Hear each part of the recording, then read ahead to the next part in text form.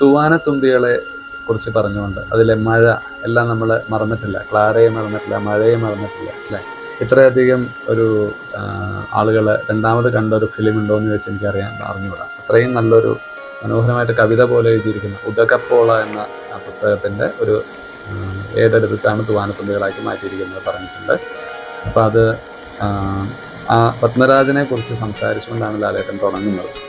അപ്പോൾ പത്മരാജൻ സാറുമായിട്ട് ഒന്നിച്ച് ഒരു യാത്ര പ്ലാൻ ചെയ്തിട്ട് അത് വേണ്ടവണ്ണം നടക്കാതെ പോയി, എല്ലാം റെഡിയാക്കിയിട്ട് എല്ലാം സ്കെഡ്യൂൾ ചെയ്ത് വെച്ചിട്ട് അത് മുടങ്ങിപ്പോയി. ആ മുടങ്ങിപ്പോയ അനുഭവത്തിൽ നിന്നാണ് അദ്ദേഹത്തിൻ്റെ ഹൃദയം തുറന്നു തുടങ്ങുന്നത്. അങ്ങനെ യാത്ര എന്ന ആ ഒരു ഖണ്ഡിക കഴിയുന്നു. ഇങ്ങനെ ഓരോരോ ഭാഗങ്ങളായിട്ടാണ് പോകുന്നത്. അപ്പോൾ യാത്ര എന്ന ഭാഗം ഒരുപാട് കാര്യങ്ങളുണ്ട് ഇതിൽ. ഞാൻ ആദ്യം ആലോചിച്ചത് ഇത് ചെറിയൊരു എപ്പിസോഡായിട്ടൊരു ഭാഗം മാത്രമായിട്ട് ചെയ്യാമെന്നാണ്. പക്ഷെ ഞാൻ നോക്കുന്നു ഇത്